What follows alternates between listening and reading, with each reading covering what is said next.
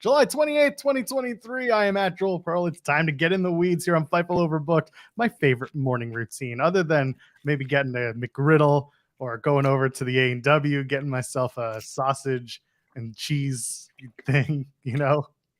Jeremy Lambert's here. He's enjoying his breakfast this morning on the air. How you doing, Jeremy Lambert? Delicious. Sean Ross Sapp comes on here all the time eating eggs. So I'm eating eggs. It's probably like one person. Dorks online just like to be mad, Joel. You guys talk too much about McDonald's on a wrestling show. Well, now I'm going to eat McDonald's on a wrestling show.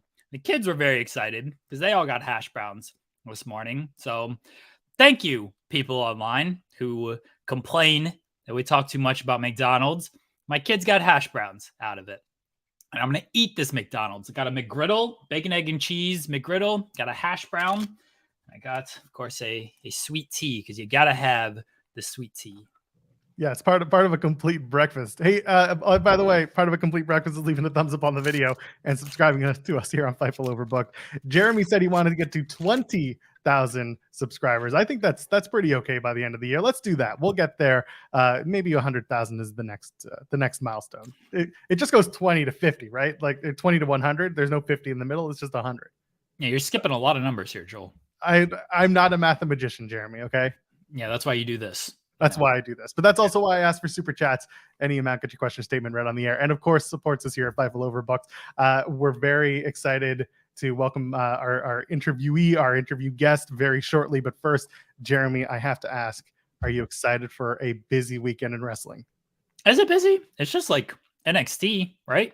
Like that's based on other weekends in wrestling. This is not very like a busy weekend. There's NXT. Is there anything else? I know there's independent shows and stuff. There's always independent shows. There's the G1 is still going on there, but G1's only Sunday. It's not even a Saturday show this weekend. So I'm excited for the weekend, but I think you are overselling that it is a busy weekend, Joel. Well, I mean, listen, in the confines of what a regular weekend would be, typically there aren't any, Sunday shows at this point, but NXT running a Sunday is not a usual occurrence. And then you've got Collision on Saturday. You've got SmackDown on Friday and Rampage as well. So those are always there, though. I understand that. There. My point is you're adding the PLE on Sunday.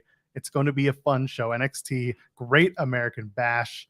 Going to be a fun show. There's always a major show like every single weekend, whether it's Impact, AEW, WWE, NXT. There's always one of these major shows. So technically every weekend could be a busy weekend, Joel. We ended last show with me putting you in your place, and I was correct that Orange Cassidy. You were also wrong. I was correct that Orange Cassidy was the opening match. We were both wrong because we said the tag team match was going to be the middle match. But Orange Cassidy was the opener, as I told you he would be. And now I'm just going to have to keep doing it on this show. That's what this show is. Just Jeremy puts Joel in the corner, says, stay over there, go to timeout, be incorrect about everything. And then when you were finally ready to come back out and argue, you're like a child, Joel. Yeah, send you to timeout. Then you want to just come out, keep arguing, keep being wrong about things. Go back to the corner, Joel. You're just wrong. It's a busy weekend because it's always a busy weekend. Doesn't stop here in the world of wrestling. I'm going to have the ITW Anonymous general manager yell at you for being mean at me. She doesn't scare me.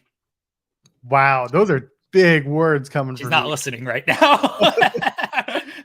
That would do it. All right. All I got to say about you putting me in my place is 9:23, Jeremy. I nailed that right on the head. Look, that's not being correct about anything. You could say that literally every single week, and you're going to be correct about that. We got to talk about that, by the way. I want to talk about that.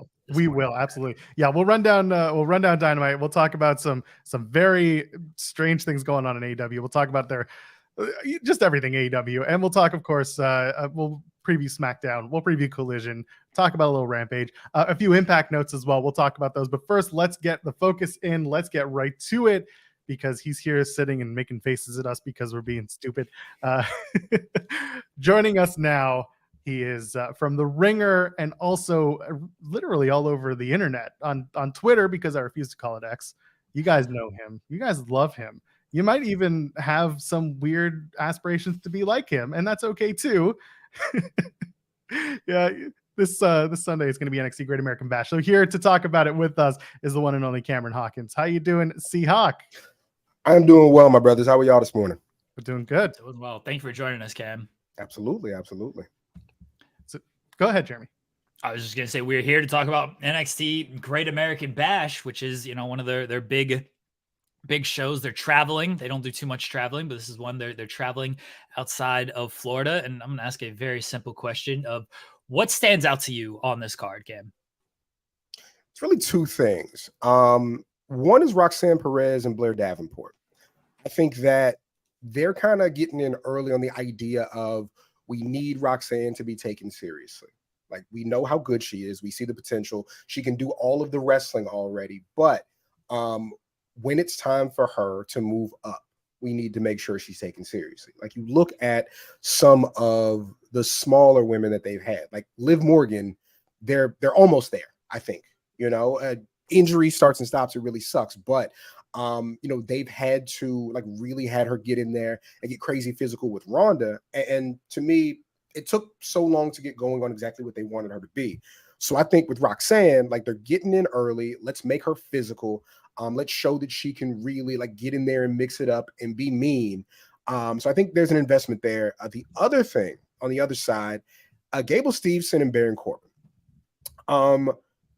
They got a lot invested in Gable Steveson. And I don't just mean money.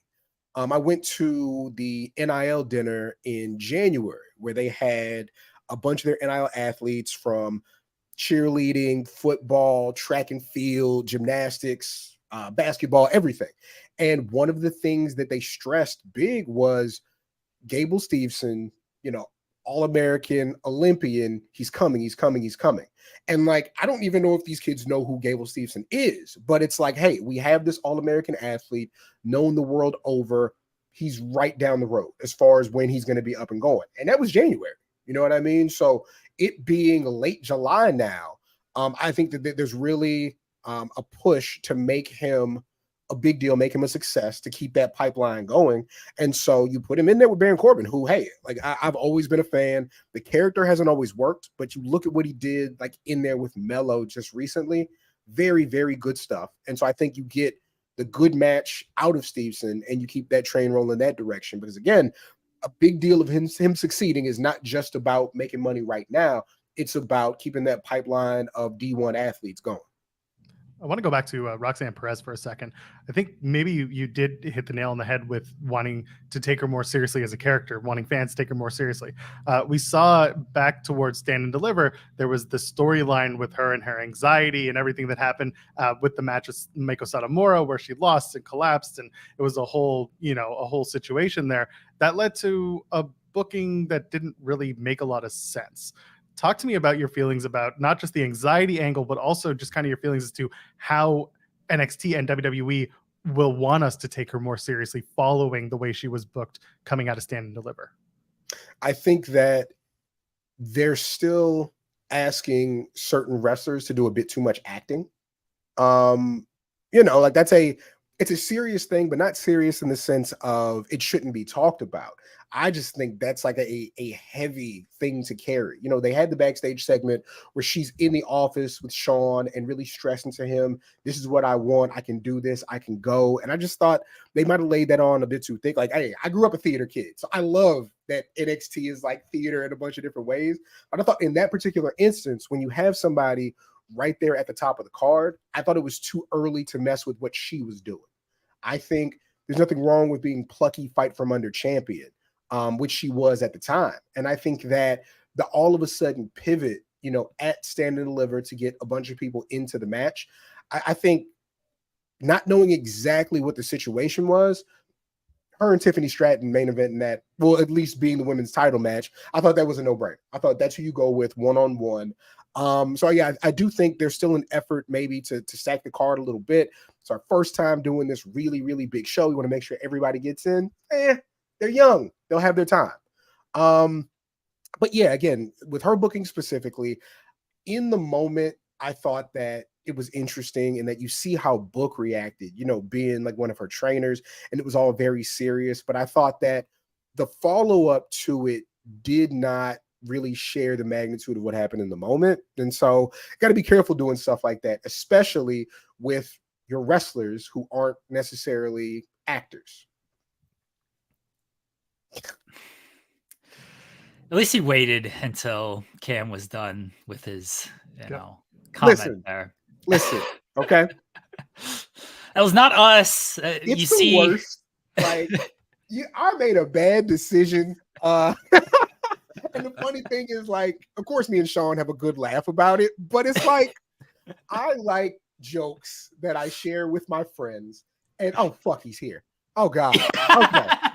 All right. You just figured it out, did you? Because I'm like looking off into space telling the story, right? He's here. All right. That's what I said. So that look, was not us, Cam. We did not put that on the screen. Then I'm okay. I was gonna. Hey, I like you guys. I'm gonna forgive you guys. But what happened was we're at the Royal Rumble. We're in the press box. Speak carefully. It's me. It's my old lady. It's Dave LaGreca. It might be like two people between us, and then it's Denise, and then it's Sean. So Sean's eating something. I don't know if it was actually a glizzy at the moment. Sean's eating something. And I was like, baby, I'm going to catch him taking a big bite of this food, and it's going to be hilarious. So I take my phone, I turn, I'm recording it, and Sean looks over like, what are you doing? So let me tell you what happened immediately after that nobody knows about.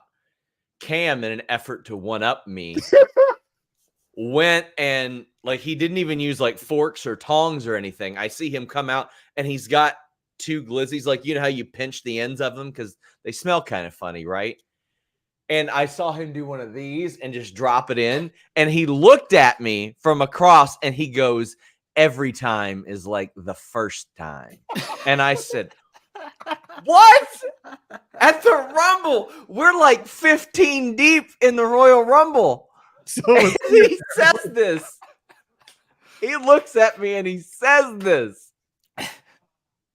Is that true, Cam? Can we? I can neither confirm nor deny.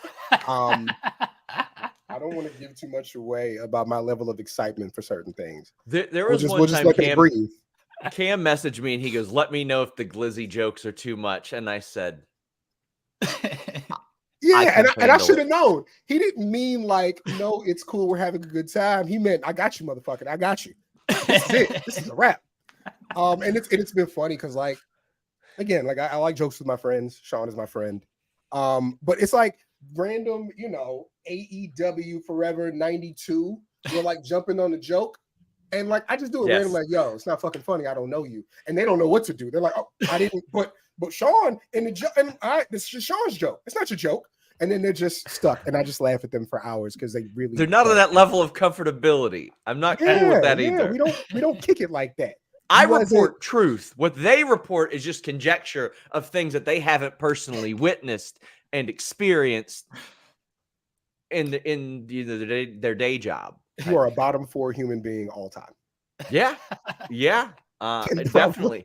Probably bottom 2. I gotta go to my Excel spreadsheet. But yeah, he's a horrible human. To be honest, the first time I had a hot dog that was intended to be an actual hot dog, it changed my life. I mean, hey, listen, summers in Texas playing football, your parents both work full time. You're back and forth between 2-a-days. That's what's in the fridge. You tearing up a hot dog. You cutting that thing down the middle. You're broiling it in the oven if your mother trusts you. It took me a couple of years. Put a little Old Bay on there, some barbecue sauce. You're set. And then turn on Jerry Springer. Perfect. I have multiple friends that are on Jerry or that have been on Jerry Springer. That's not surprising. Yeah, running into somebody in Kentucky that's been on Jerry Springer is not like a huge accomplishment. It's pretty common. I mean, I came from, right, isn't it? I lived in a very small town, and at least 4 people had been on Jerry Springer. Like they made that trip to go up there, and it was so funny because I would learn about it like wrestling. I'd be like, "Oh, how do they work this angle with you guys?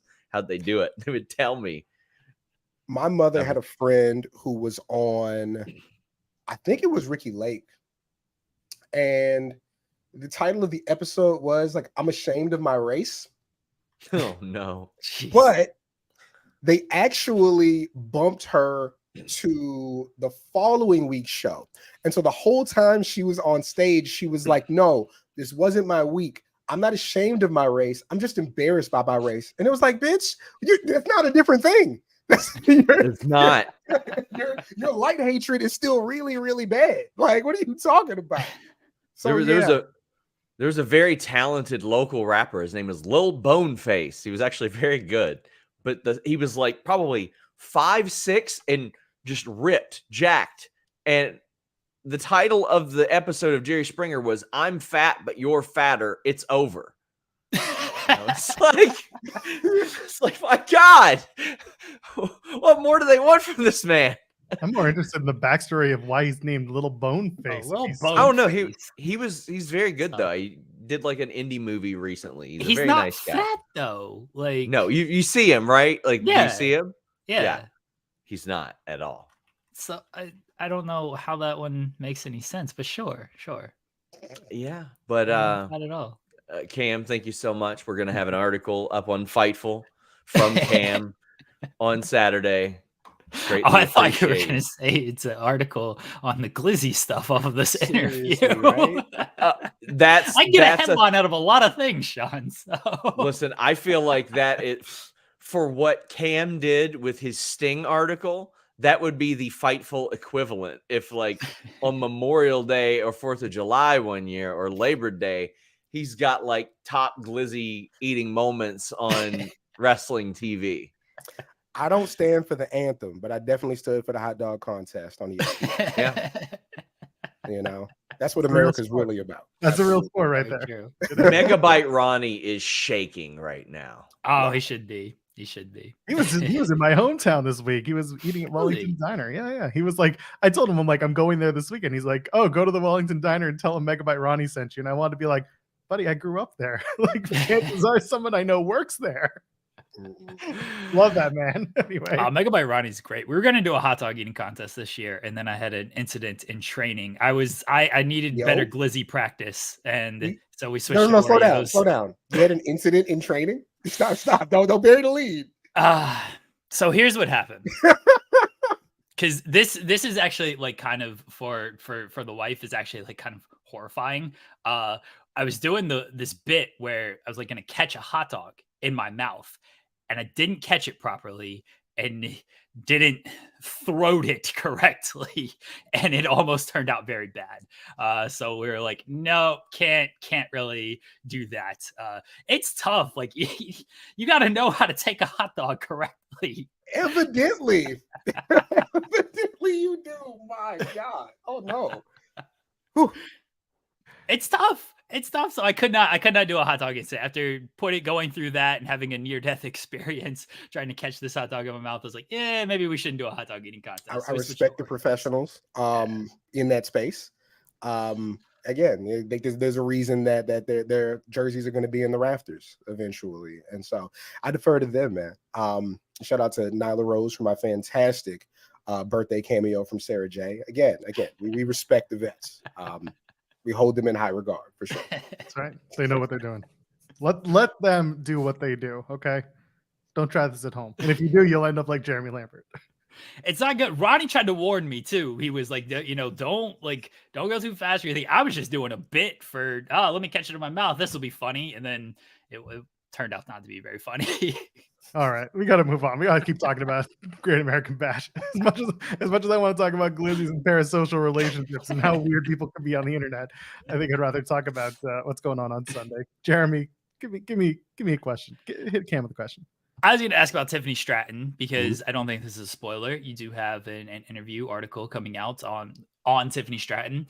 She was part of the NXT 2.0 crop. She popped up shortly after NXT became NXT 2.0. Now she's the champion. Everybody's ready for her to pretty much come off my main roster. Very good worker, has her character down, defined, knows exactly who she is. One, if you give us some insight into, tease the article, tease the interview a little bit, but just Tiffany's growth. And now she has this big match at Great American Bash defending her title. Yeah, well, I'll tell you what, we actually did two different things. So with Tiffany, we went just straight podcast. And so after this show, not during, but after this show, if you go to SoundCloud and search out South Congress with a K, you can check that out. And then we're going to do a live stream at noon on my YouTube channel. So if you follow me on Twitter, you can kind of follow along with that. Really, the cool thing about her ain't a whole lot of fluff to her. Like, came from gymnastics, came from bodybuilding, was like, yo, I get it. And the real cool thing, she was doing the trampoline. And so she's like, yo, moonsault came to me. Immediately could do that because that was already what I had going on. Very, very confident in her abilities. Knows she picked it up really quickly. One thing she did kind of talk about that I thought was really cool was, you know, there was a bit of, maybe infighting isn't the word, but there was a little tension between the women who came in who already wrestled and the women who came in from sport or elsewhere, right? But she's like, that's cool now, because if you're good, you're good, you know? And again, confident in what she does. What I thought was really cool, she talks about coming in and wanting to be like the badass character. Like, I'm gonna come in, I'm gonna be a badass. She looked around, she was like, everybody's a badass. So what can I do that's different? So, you know, Daddy's little girl, Tiffany Stratton, that came from Jessica. That's Jessica's mind wanting to separate herself. And immediately it stood out. You know what I mean? So I think that, you know, Almost Ready is tough because you want to see them in the ring with the big crowd. But that's what she wants. She's very clear about that. Cool as Florida is, cool as the Eastern Seaboard is, I love Sand and the Liver. I can't wait for Great American Bash because I want to be in there with that big crowd. So when I hit those big moves, they react. When I do something nasty, they react. So yeah, man, I think she's as ready as anybody. Just she's fun to watch, man. I first thing I asked her, I was like, yo, what you think about the nicknames? She was like, what nicknames? And I was like, yo, Stratton Omega, Stratton Danielson. She was like, I have not heard any of those. Like, they're all from me. But you know, again, it's an appreciation of how quickly you picked it up and how crisp you already are at what you do. So yeah. Speaking of people who came in around that same time and had to prove to a lot of people, Lash Legend and Jakara Jackson, they're about to partake in that 8-person tag. That's going to be the Metaphor, so Noam Dar, Oral Mensa, and the two aforementioned women. They're taking on Dragon Lee, Nathan Frazier, and then Ulyssa Leon and Valentina Feroz. Talk to me. I know you've been a big Lash Legend supporter. Lash Legend. That's how you got to say it. Lash Legend. Absolutely. Yeah. So conversations. Go ahead. With Jakara Jackson, they held off for a long time, waited and waited and waited and waited. I think that's a great fit. You know, Oral Mensa, Noam Dar, and Lash Legend. You know, Noam Dar is, of course, like a vet, but everybody else is figuring this thing out. So give me somebody to play off of. Lash and Jakara, you know, similar personalities. It's great watching them go.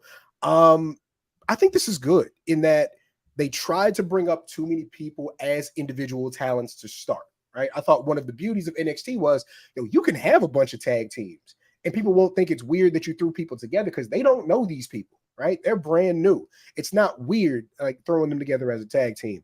But I think they've been really fun to watch. Noam Dar, like, I guess the NXT audience really is like a bunch of 50-year-old guys, right? Like that's like their kind of average viewer. They saw Weekend at Bernie's and Weekend at Bernie's too. So like, he's killing it. I love it. It's great. But yeah, I think that while somebody like Tiffany Stratton has proven that they can already go out there and handle it on their own, I thought they were doing right by Nikita Lyons, putting her with Zoe Stark early on because, you know, Zoe Stark knows exactly what she's doing. Let's slow this down. Like Caden and Katana, like great pairing because Caden, again, you know exactly what you're doing. You can do all the moves. It looks legit. It took Katana a little while, and now they're on the main roster flourishing because she has that person to play off of. Yeah, I think it's really good for them. And I just like fun. Like sometimes it's okay to be fun. And Lash has like this really big personality that, you know, is kind of, to me, the focal point of the group, but everybody else is like doing their part both in the ring and in these skits and how they perform around the ring. Yeah, I think it's a really good pairing for them. I'm excited to watch, in particularly like Lash's progression, because again, like this is somebody, college basketball star coming from the WNBA.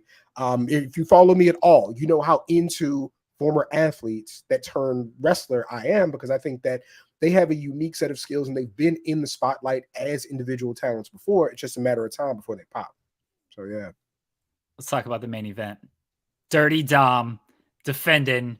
This is the true main event. Dirty Dom defending the NXT North American title against Wesley and Mustafa Ali. We've seen a lot of kind of main roster people come down to NXT, various success. Sometimes just a one-off, sometimes it's more storyline. Corbin, of course, has the match against Stevenson.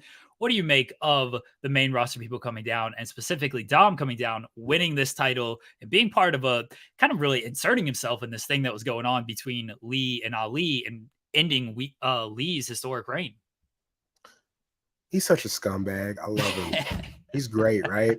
And even like right before I get into that, like it's the same match, but Mustafa Ali coming down from the main roster, he just feels like a big deal. And it's not that he's not confident on the main roster, because I think like he's one of the best all-around talents that they have. We're an injury away from his whole trajectory being different, but him in the match with a Dominic, again, Wesley, consummate professional, great before he even got there, can do everything in the ring, has had this amazing North American title run, and separating his title run from Melo's, when at first it felt like a step down going from what Melo was doing to Wesley. The difference is Wesley can do things in volume that very few people can do.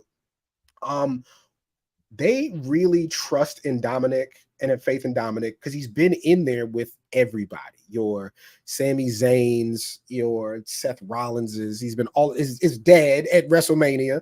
And now, like, he's both the least experienced but most popular person in a triple threat title match this weekend.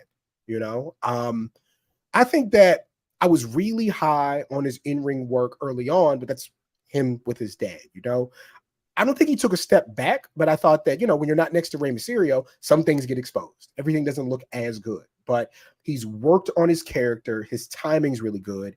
And he's going to be in there with the type of people he was trained to be in there with. Guys who go fast, guys who jump high, guys who don't slow down. And then, you hate to say somebody's being hidden, like how you hide your small defender, you hide your small linebacker by being really good up front, right?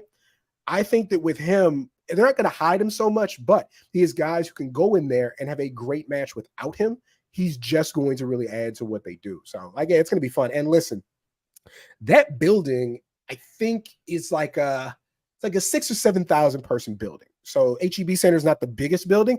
It's going to feel like 20,000 when they start booing that man, and there's that Guerrero Mysterio family Texas connection that's really going to play into, being in Texas.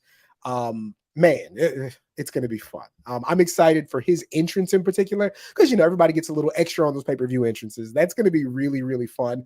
Really, I kind of expect him to retain. Even though in the same way that it was real cool for Solo to win the North American Championship as not only storyline, but to have him next to his brothers with a title to show that can be done. It would make sense for them to get that off Dominic and act like he was never there. But man, they can just twist that knife a little bit more by having him carry that thing a little bit longer, I think. What's interesting is I'm thinking about whether or not they want to give Dom a promo segment before the match, because that would absolutely drive the crowd wild. Or do you want to save it for the entrance where it's the same thing, but man, you put a mic in his hand and it's game over? Let him win the match and then get on the mic. Oh my God. And I agree. Oh my God. And that's the thing with Judgment Day right now. Their whole thing is, going back to the Undisputed Era style. They wanted that golden prophecy, and they're working on that right now. Mm-hmm. So I agree with you that Dominic Mysterio retaining adds a lot to that story going on literally across all of WWE, not just NXT and Raw, but also coming over to SmackDown now. It's good stuff. The tag title match we don't have to spend too much time on, but come on, we got to talk about Tony D and Stacks. Are they ever going to get prosecuted for their crimes? You got the inside track, Cam. Listen, man. Listen. I'm not saying I know a bunch of people at the Travis County Detention Center, right? But what I'm hearing is they got some people on standby outside the building just in case. Yeah, again, as campy as it is, I love Tony D. I love Tony D because we're all men of a certain age who grew up on the Godfathers and the Goodfellas and the Casinos and Sopranos. Of course, it's just fun, man. It's just fun. Wait a minute, Ryan. I'm not telling. Don't call me crime reporter. It's just fun watching those. And then, like, again, the relationship between him and Stax, that they do buddy comedy well. Tony D having an amateur background is like the weirdest thing because it only comes out ever so often. But man, I want to see those guys commit crimes and live to tell the tale. I really do. I need them to go free. Like Gallus, very fun to watch, very physical, love like that European hard hitting style that they're really into. Man, that is going to be I don't want to say banger. I don't want to say a lie. It's going to be a lot of fun. I can't wait to see it. I want to see Tony D and Stack stand tall and then evade the authorities on the way out the building. We got a super chat from Chi-Town Spurs earlier that he said he wants to know, do you think Ariana Grace would do well with Tony D and Stax when she's healthy? I like the idea. They kind of started when they did the Welcome Back Tony D segment. They started bringing out certain people that we may not know but are involved in the PC. You think Ariana Grace is one of those people who could possibly show up there? Guys, she's hilarious. I mean, like as a human being, she's a hilarious person. I met her at Wale Mania. We're getting people back and forth backstage and VIP rooms and all that. And she's just like, remember, I'm Ariana with the hat. And she's wearing like this red beret. And so every time I see her the entire night, she's like, Cam, Ariana with the hat. Hilarious person, right? Of course, she gets it honest, right?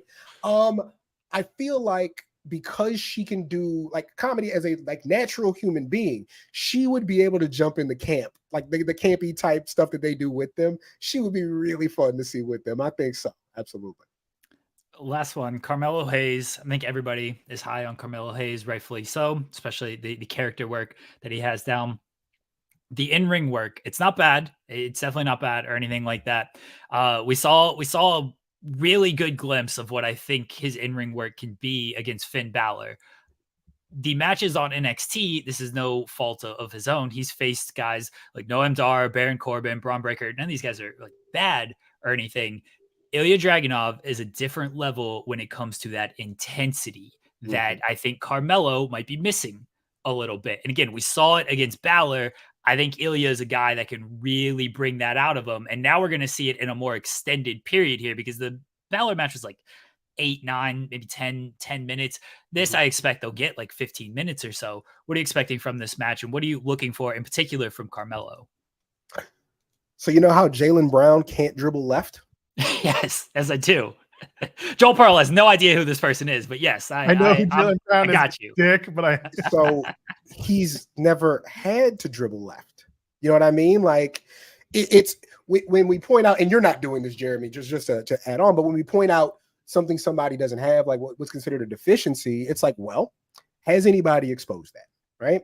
The thing with Melo, like being kind of the best person in the ring all the time, you don't necessarily get to see how good somebody is. Dragunov is one of my favorite wrestlers in the entire world. If for no other reason than when you look at how he fights, not wrestles, but how he fights, he's prepared to hurt too. Like the suicide dive is like the most overused move in wrestling, like regardless of company, right? And they call it suicide dive because it's supposed to hurt you too. It's like, no, you just kind of lean into the guy and you pop up and you're fine. Every single thing Dragunov does is going to hurt Dragunov too, but he knows it's going to hurt you worse. It's beautiful. It is violent. It's nasty. I love to see it.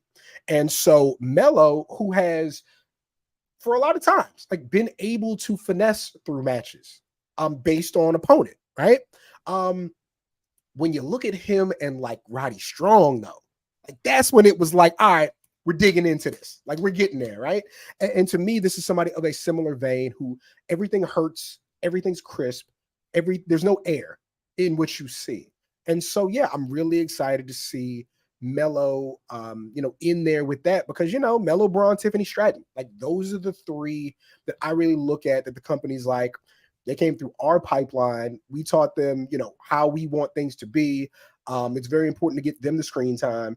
Yeah, I'm hyped for it, man, because again, I have the utmost confidence in Melo's abilities, but I also do want to see him in there against the very best. And so, man, knockdown, drag out. If Melo's showing a little blood and winning the match, I think would do a lot for him. I look at what Foley did for Triple H. Triple H was good. Nobody doubted Triple H was good. But Triple H growing that beard and coming out to that hard rock music and carrying around, sledgehammers and wearing 8 leather jackets, that's a byproduct of him and Foley getting in there and going crazy. And so Melo, who is cool and collected, him really getting in there in a knockdown, drag out fight and coming out the back end, the winner, I think would do wonders for him going forward. So with all that in mind, and we've run down the entire card, do you see any titles changing hands this weekend? I never see titles changing hands at NXT shows. That's the hard part, right? I see them changing hands at Stand and Deliver because to me, like that's the reset every year, right? Don't see Melo losing. Definitely don't see Tiffany Stratton losing. I'll tell you what. So Tony D and Stacks, that's a title match, right? Yeah, tag titles. I got Tony D and Stacks with the tag titles because with Gallus, as good as they are, they're not an act that needs the titles. They just need fights, with the Creed brothers, moving up. I think it's time to switch that to what's considered a face team and let them go through, some heels. Let them have some real good matches against some heels. And then Gallus, like, as much as I like them, I don't know if they necessarily need to be doing anything at NXT. I don't think they're going to learn anything in NXT. You don't stop being European because you're in NXT. So I could see them being a good team on Raw who could use, listen, the Viking Raiders are washed. And I never thought I'd say that because I love those guys coming in. I loved them when they first got to the main roster. I was even good with the comedy stuff they did with Street Profits. They're washed, man. I don't know if they can get that back in any way. Like, I don't know. So, hey, bring up some more guys who are really good and real physical. But tag titles, best chance. I don't see any of the singles titles changing hands. So. I got. Well, we're done. We're done with wrestling. I can't have Cam on and not talk like hoops and stuff a little bit. Particularly this thing. It's not even like basketball related. So when my kind of worlds collided was on Twitter when I saw you interacting with a man named Snotty Drippin, who the Meet Me in Temecula. The Temecula man. Yes, Snotty Drippin. Yes. That is when I saw just my two worlds colliding because I'm inundated in the basketball Twitter. And I was like, wait a second. So, what's my man's name? Nikias Duncan and my awesome. Man Chris Jones run the Dunker Spot podcast, right? Yeah. So Chris actually lives in Round Rock, like in my suburb, right? Okay. And me and Shay Serrano are like friends. It's the coolest thing in the world. Like we took our ladies to lunch last week. It was awesome. So like basketball Twitter is, runs right there with Black Twitter, and Black Twitter runs with me and I run with wrestling. And so it all kind of came together. Like, even with the Dunker Spot, they kind of reached out to me about like platforms and like, that's why they do StreamYard because I put them on StreamYard. So it's all my NBA team, the San Antonio Spurs, of course. But it all runs together, man. And it's been really cool. Of course, the Ringer affiliation is when me and Shay Link, both from San Antonio. But yeah, it's one big community and it's really cool. But yeah, this Snotty Drippin, who informs me a lot because earlier on in Twitter, when this thing started to kind of jump off for me, I'm not used to white people talking crazy to me. I'm not. It doesn't happen in real life, right? But on the internet, it's just a different level of bold and comfort. So me, I was like, all right, let's fight. Like, let's go do it, right? Like, I was like, all right, I tell you where I'm at. We can do this if you feel that strong about it. And then, you know, I see the mature people like Snotty, like, yo, just because we disagree, like, what are we doing? Like, this is just the internet. Like, calm down, bro. So I've tried to calm down, bro. But yeah, man, all those guys are great. Like Monica McNutt is friends with like my cousin I grew up with in Maryland. So yeah, it's all like the smallest world. But it's been really fun interacting with those guys, and everybody's kind of found success at the same time. It's a lot like blog era rap in that you guys were all starting podcasts and stuff at the same time, and now everybody's kind of eating, everybody's getting on TV and radio and writing, and yeah, it's been really fun. They should all give me some of their money, but yeah, until that happens, it's fun being a community for sure. If you are a basketball fan and you're not following Nikias, he's one of like the smartest dudes on basketball. Like his breakdowns of the X's and O stuff, which I really like. Like he's so smart on Twitter, and then if he does a video or a podcast or anything like that. But Snotty is he is hilarious, and that's when I thought like I made it on like basketball Twitter, because I wrote for like Fansided and things like that. And he's a Westbrook. Yeah, he's a Westbrook fan as well, and of course Thunder fan. I was riding with Russ all the time. So he was my favorite player for almost a decade, and so like watching him against the Spurs broke my heart a bunch of times. But yeah, Russ and KD was a freshman when I was a senior, and so we used to be like around campus together. So yeah, I like the Thunder again until they play San Antonio. And yo, we had them in 2013, man. You understand how that ball was moving around the court? I've never seen anything as pretty as Spurs ball movement 2013 or 2012. I'm sorry. And we were just everywhere. And the Thunder were like, well, we're just going to shoot lights out. We don't care how well you're moving the ball. KD's not going to miss. Harden's not going to miss. Russ is not going to miss. Enjoy your summer. So yeah, fun times. I mean, look, you got titles. We got nothing. We were sometimes a laughing stock of like, how did you not win with these three guys? It's like, well, what can you do? You got a good future though, man. You got a good future. You got. We're hoping. I mean, so do the Spurs. Wemby. I mean, look, you got the guy who is supposed to be the next guy. So we'll see how it goes. But that's why I don't complain. Like as bad as 2012 was, us being bad for 5 years or so. Never heard a word out of me, because you know what? We had the most incredible run. And like, I graduated high school 2003. So we win the championship in 99. My first summer at UT, we're in the dorms watching us win. We win 05, we win 07, we win 14. I'm good. Like, we don't have to be good again. Fine. It's okay. I'll go watch the Commanders stink it up for another 30 years. It's fine. It's perfect.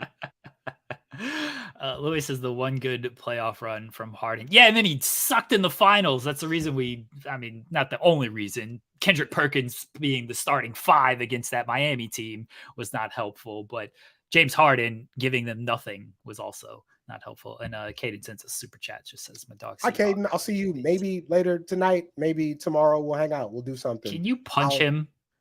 He's a sweet kid. He just wears those stupid ass blue Crocs all the time. We're getting you. Me and Mandy have decided we're getting him real shoes. Like, bro, like we went to an indie show, Inspire AD, like 2 weeks ago, and we're kicking it. Like, I'm introducing him to Kevin Knight. He's a big Kevin Knight fan. We're hanging out. We're taking pictures, and Caden has those damn blue Crocs on. I'm not introducing him to anybody else I know if he wears those fucking shoes. We're getting you real shoes. We're really outside. Punch him. Can't punch a kid. He's 20. I'll just put him in a little headlock. I got him. That's fair. That's fair. You little noogie through that whole thing. All right, that's fine.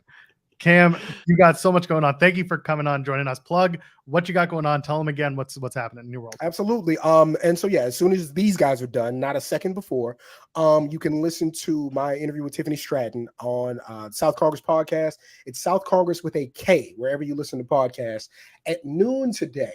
We're going to do the video version of that on YouTube. I'll do a live stream if you subscribe to me. If you follow me on Twitter, you can definitely just watch it live there. And then tomorrow morning, Stars Earn Stripes. It's a look back at some of, to me, the most informative main events from Great American Bash history. I broke down Ric Flair and Luger from 88. I broke down Paige and Savage from 97, and then Cena Lashley from 07. So just like some really interesting matches. It kind of told you in a similar way to NXT, because I'm so into NXT. You're watching these new acts, you put them in there with your very top talent. And then, I kind of looked at where it took them from there. It wasn't always instant success, but you did kind of see what their trajectory was. And if you're an Air Force kid, I talked some Thunderbirds and Blue Angels. So yeah, it was really fun. But that'll be tomorrow morning on Fightful. A very long read because the other guy pays me by the word. But if you have the time Saturday morning, get your coffee. And it should be a fun read. Again, Stars Earn Stripes. And then if you are at the HEB Center Sunday, if you're in Austin, in and around this weekend, you see me in the streets, man, doing my thing. So it should be a good time getting to Great American Bash weekend.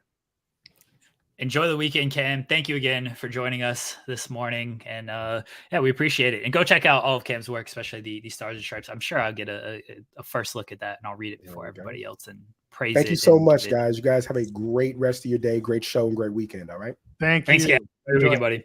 Take care. There we go. Cam Hawkins, the man. There we go. Whew. I always enjoy bantering with Cam. He's always been good people. I'll tell a quick story. My first not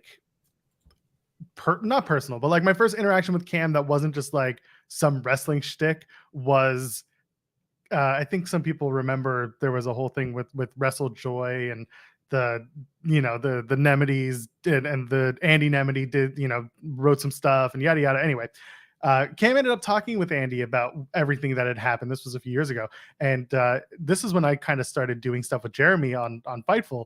And at the time, the kind of joke / conversation was the 10,000 hours and transcribing other people's stuff and yada yada yada. We talked about it on the air, Jeremy, you and I, and it was a bit of a jokey joke because I was mostly doing on air stuff. I wasn't doing writing stuff, but at the same time, I was like, okay, once in a while I might transcribe stuff, and I was doing stuff that like no one else wanted to do.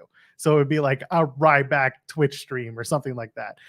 And then Cam released that interview with Andy Nemety, and it was a really interesting conversation. And I was like, you know what? A lot of people are invested in it, so I'm going to put out, I'm gonna tweet thread it. And so I ended up doing that, and then Cam followed me and thanked me for doing it. And I was just like, I was interested because I was invested in the story from the get-go, and we kind of forged our friendship out of that, or at least our yeah, I'll call it a friendship. I do consider Cam a friend. He's been a lot of fun to banter with, and he did the otaku stream. We're not going to talk about that, but I ended up doing, at his request, a thread for that one too. But you know what? When you're trying something, you're trying everything. So I appreciate Cam because he works damn hard.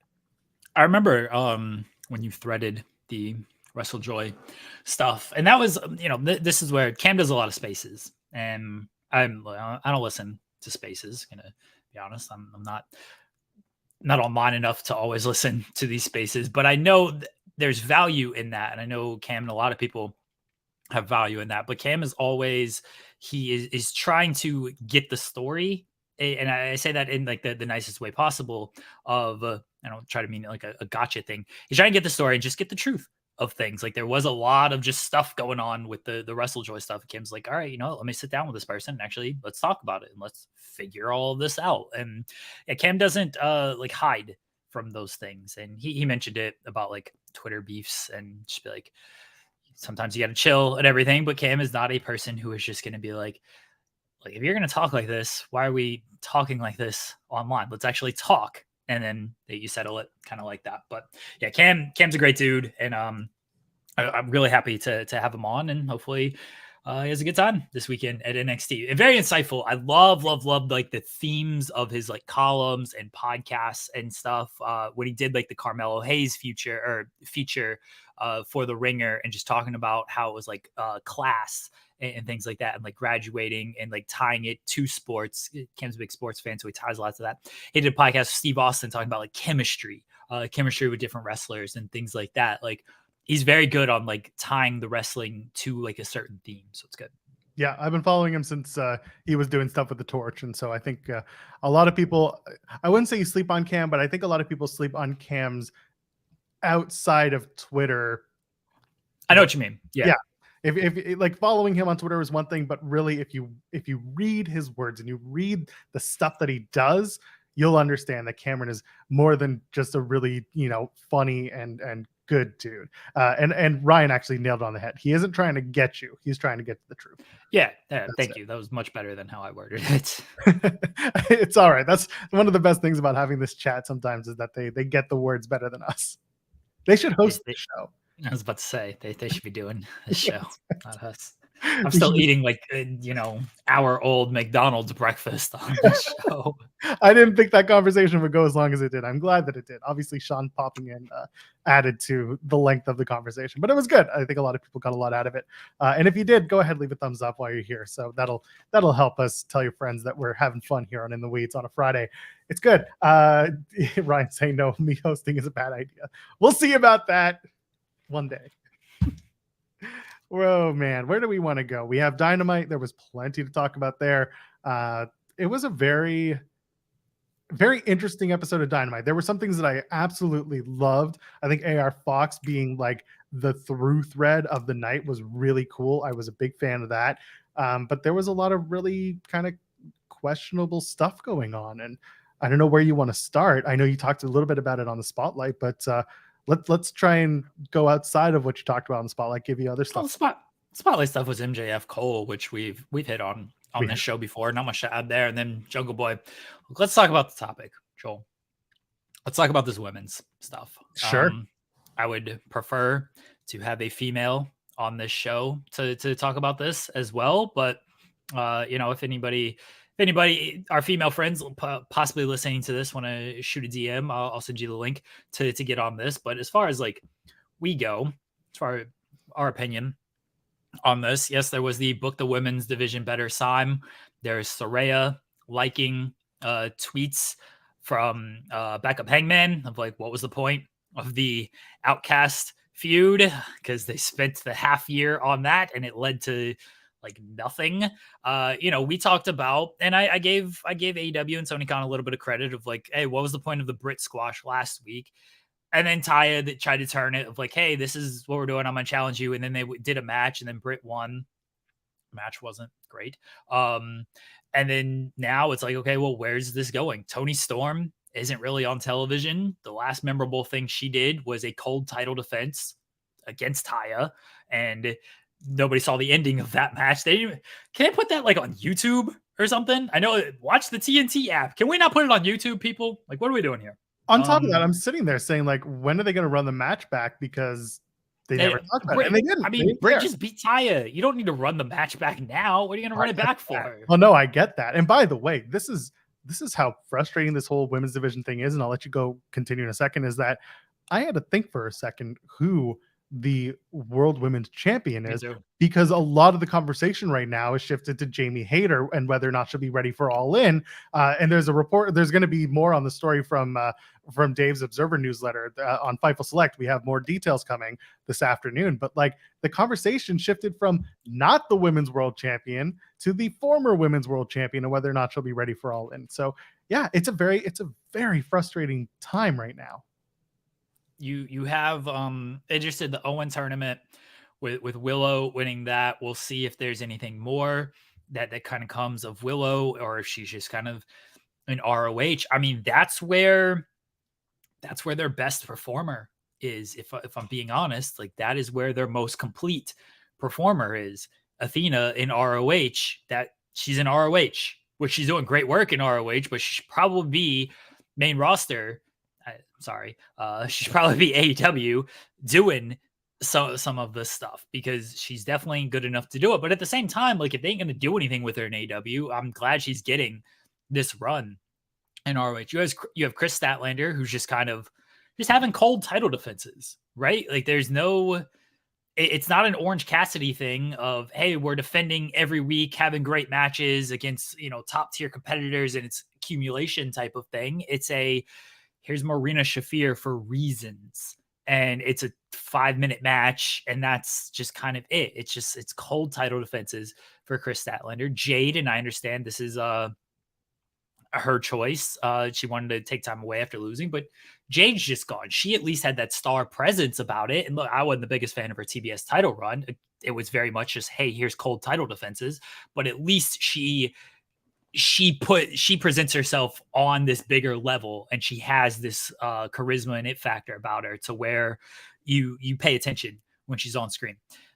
You just got Shida and Nyla just doing a kind of a cold match of like, we're looking to become a 2-time women's champion, just because they're basically just playing off history there, which is fine. You should play off of your history and everything, but Nyla loses, I feel, every time she's on TV. Shida was involved in the Outcast and original storyline, and then that thing just, and again, that was it. There were certain injuries that derailed it. And yes, we understand that. However, you have a deep roster of women who can either fill the void or you shift the story itself. There are ways to do this that it would have been fine, but because we're only dedicating 2 segments a week on 5 hours, well, 4 segments collectively on 5 hours of television, or 4 hours, whatever it is, you're not dedicating enough time. And we talked about this a million times. There's seemingly no direction for the division. And every time they have a direction and something goes wrong or is just not the way they planned it, what do? They just kind of tailspin and do nothing with it. And again, 6 months, Outcast Originals, nothing happened. So Willow was the best recipient of that whole thing, because what did she do? Literally something else. And she ended up being the beneficiary of the New Japan Strong title, which, yes, we know the Mercedes injury played a factor into that, but it still brought Willow over to Japan, and it brought Willow over to Ring of Honor, and eventually got that match with Athena, and the match was fantastic. But unfortunately, it's Ring of Honor, so people, by and large, the common AEW audience, probably not going to see it unless they show more of it or show it to you for free one week on an episode of AEW blank and blank, whichever one you pick. It's just very frustrating, and you have so many people in the back that just aren't getting the shots. And now you have Collision, and Collision's not doing much better when it comes to the women's division. There's a weird lack of everything going on in that division. There's a big black hole somewhere. And I know some people want to put blame on some specific people. We're not here to do that, because we're not backstage. We're not the ones experiencing that. But there is certainly something that's just generally causing nothing to happen. You know what I'm trying to say? I mean, they have nothing announced for the women's division for Collision tomorrow night. They got nothing. Maybe they tack on a match on Rampage, or maybe it's one of those things of during the opening Collision match, it's Shida will be in action later on tonight on Collision. Athena, whoever, Willow, whatever it might be. Collision is still a new show, so they haven't established much, and they spent basically the first month of Collision doing the Owen tournament for the women's division. Now that that's over, now you got to figure something out to actually do with your women's division on Collision. Whether they do that or not, we shall see.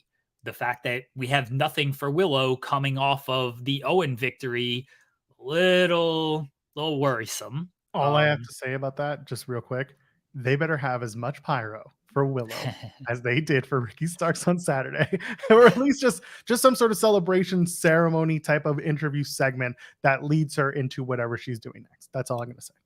Well, they need to announce that. They should do something with that and not make it an afterthought, because that's what it kind of ends up being, because you have nothing announced for Collision. We're just over 24 hours away from the next Collision episode. No women's segments announced. Dynamite 200 next week. Nothing women announced on this show. We got 2 matches announced. We got a Jack Perry, Jerry Lynn face-off announced. Nothing involving the women. And so often, and sometimes look, the match can be good. It's oh, okay, that kind of makes sense type of thing. But so often they just announce the women's stuff. Just they put it on Rampage, which Rampage is their least viewed show, or they announce it during the show, or there's no real setup to it. I actually think they did well with the Taya and Britt thing. Again, that was kind of a week-long thread. Now, was that the best use of how you could use that time? Maybe not. What did things deliver? Is it going anywhere? We shall see. I don't think the match delivered, but we shall see if Ty and Britt actually go somewhere with things. But so often when you do it like this, you're telling people this is kind of an afterthought type of thing. And and when you put it on at the same time slots every week, I know it's a joke, but it's a joke for a reason because it's become a thing. 9:23 every week. It's like, all right, if you want to watch the women, this is your chance. And if you don't, you know when to tune out. That's what it's become. But there's very little attention and care paid to it. And it's unfortunate. I get, and I'll try to play a little devil's advocate on this. They've built a lot of the men. They've invested a lot into the men's storyline. They like to have the longer matches, right? And when you have 20-minute matches, that's obviously just going to cut things elsewhere. They don't like doing 2-minute segments, or not even 2 minutes. They don't like doing like 30-second segments. They very rarely do something like a WWE thing of, here's Alpha Academy for 30 seconds. Here's a 30-second response from Viking Raiders. It's like, make the most of that 30 seconds. It's usually longer segment, longer match. And if there are a shorter segment, it's still involving your top tier players like a John Moxley, like the Elite type of thing. You don't see a lot of short segments that aren't top tier guys who are, in substantial storylines. And because of that, you just have less time all around. You have less time all around. And so that just kind of gives it less time for the women who they just have not put as much care into. Now, am I saying they're right in doing this? No.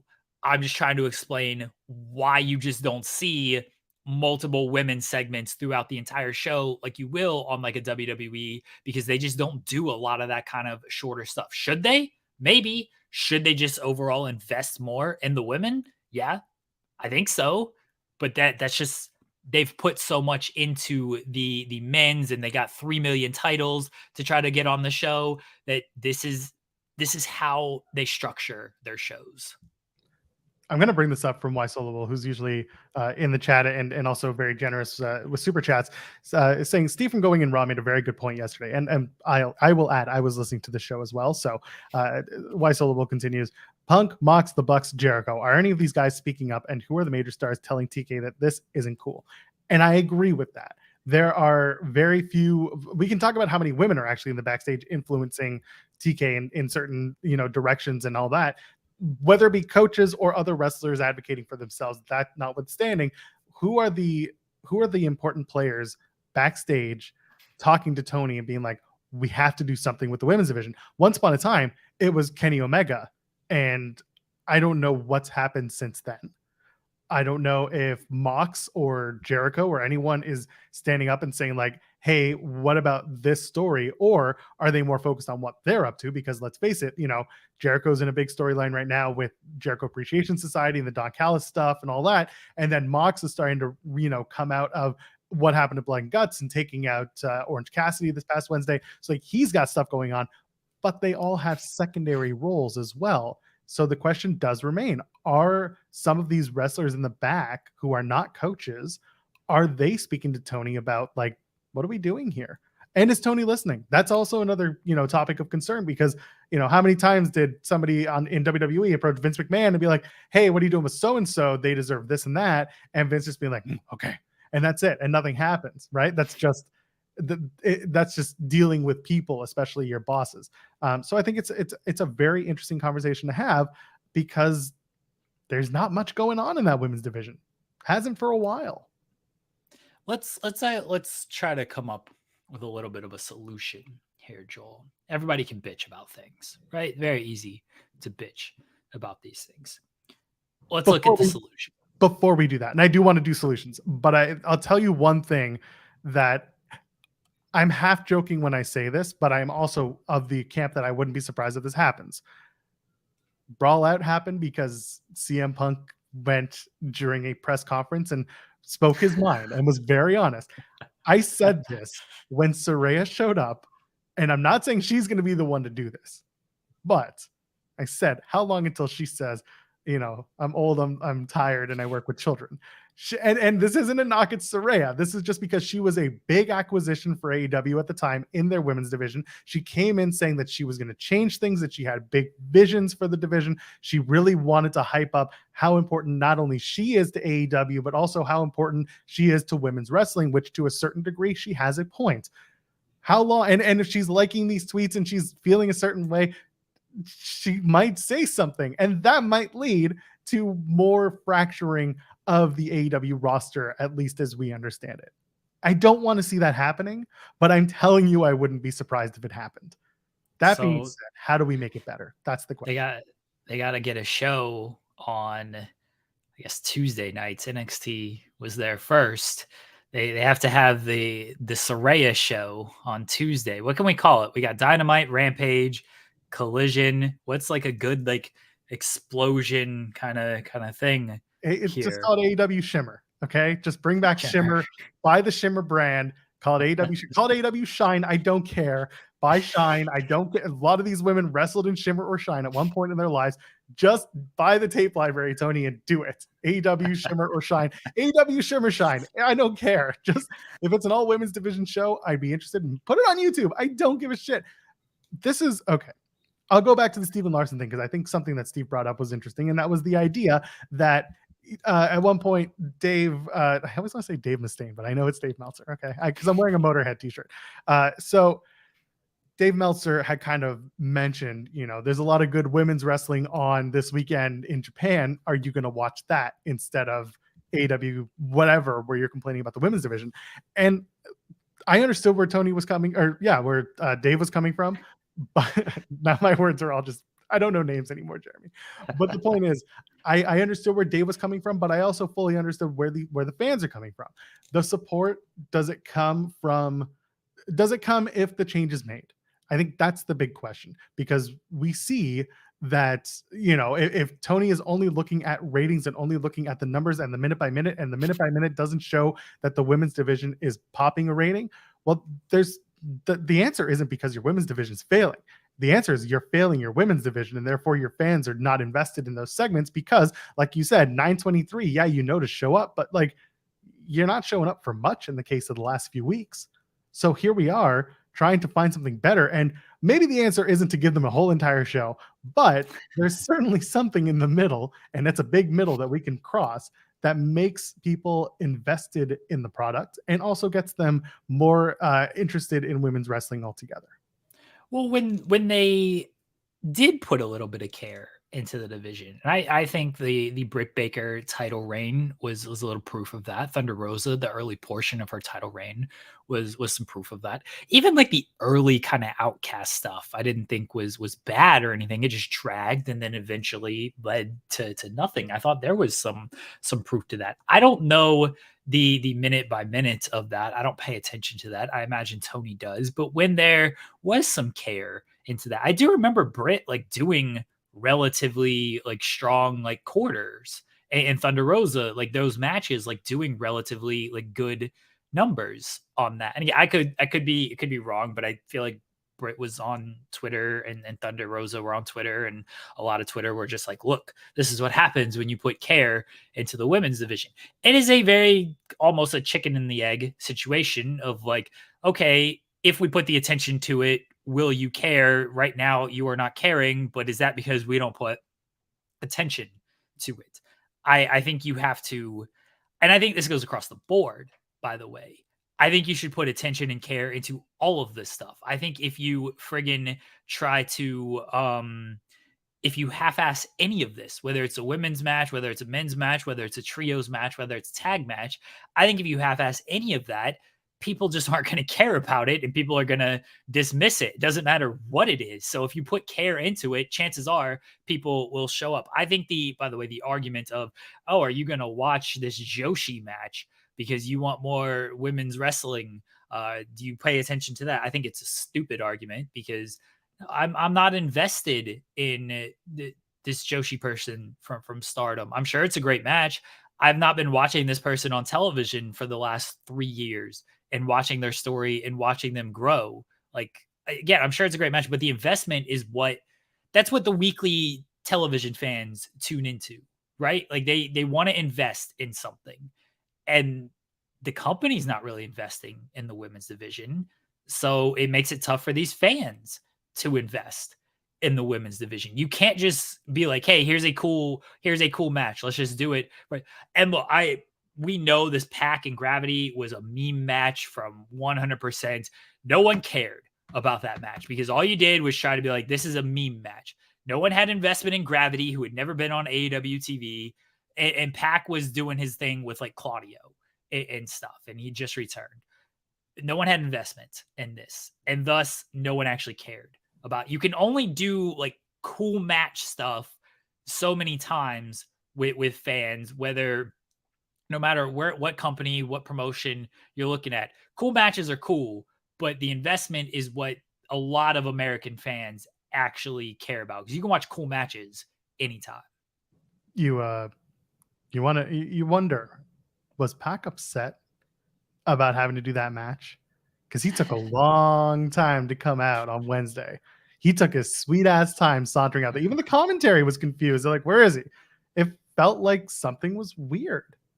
It felt like something was off. And I'm not reporting anything. It's just the way that it felt. The whole show felt a little weird. And it wasn't a good show. I'm gonna be honest. Like, no, coming off of Blood and Guts, a month out from All In, it wasn't a good show. Yeah, and that's why, again, I say the AR Fox through thread was fantastic. I really enjoyed where that was going. There was some good stuff there. And yeah, there were little things here and there. I question why they had to show us this is Steve Agantaro brought this up, and I thought this was perfect. I was thinking the same thing.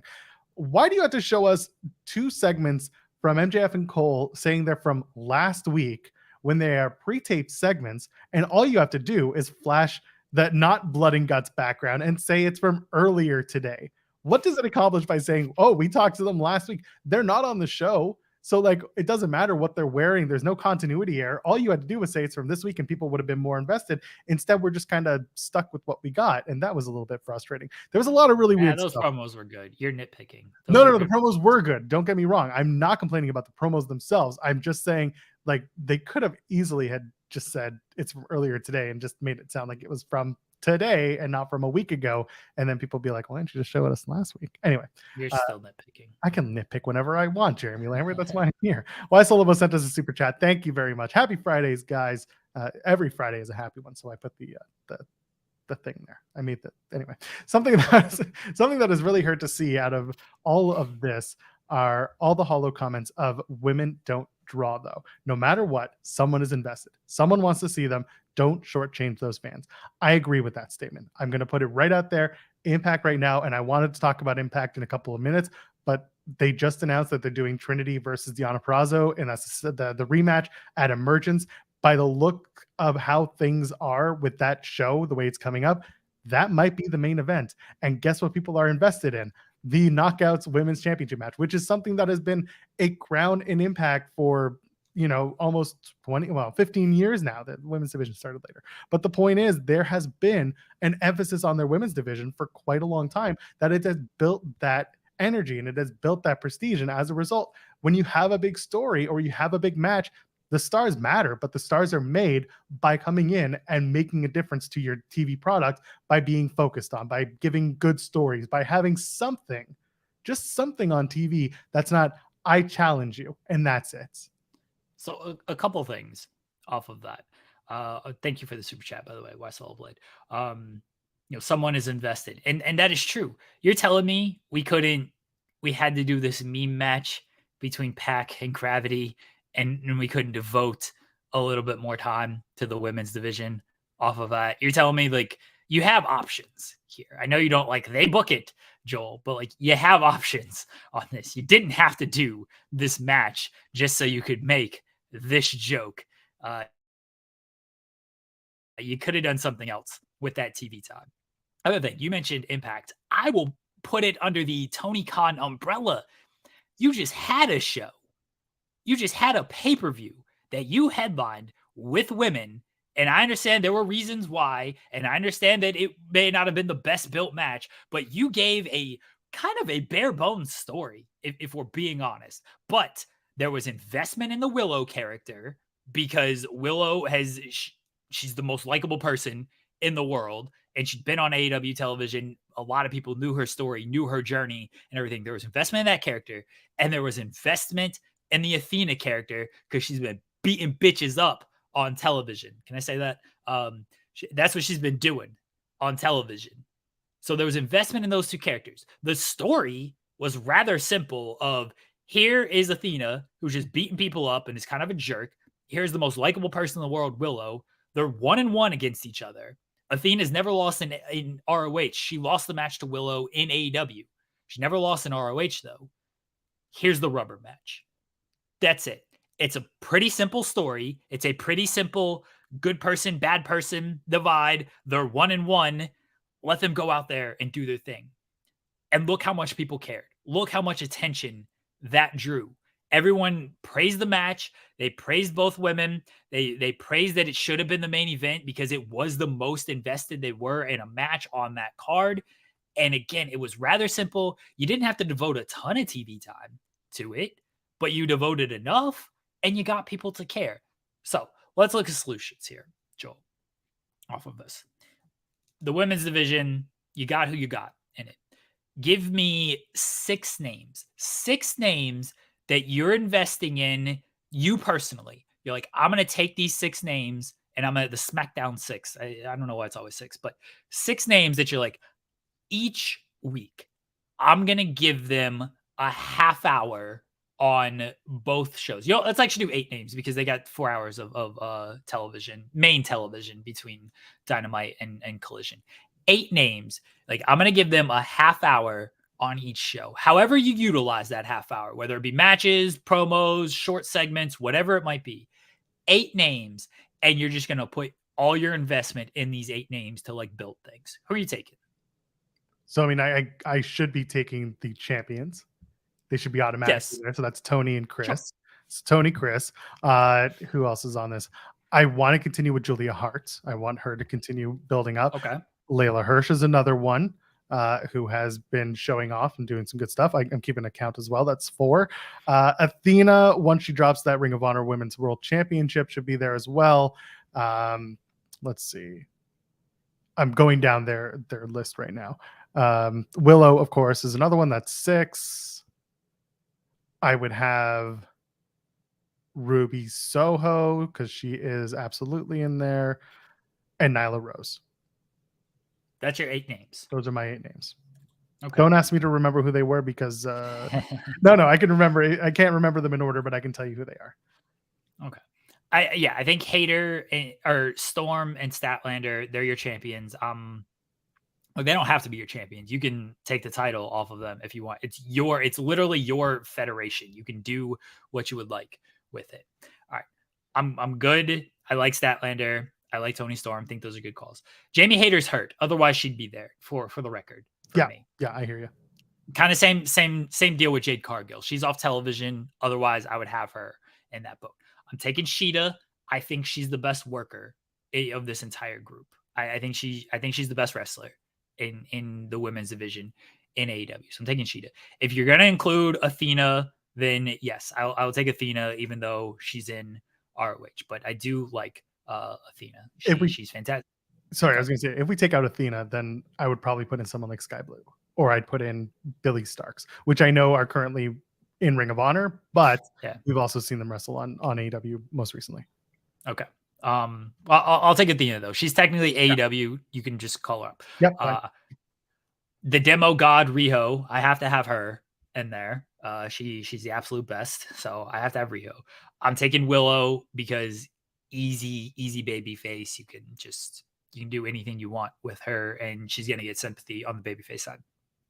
Sky Blue, I like because she's a younger talent who doesn't have who she's lost, but she's like newer to the audience, and just it's someone you can tell that you're kind of building a lot.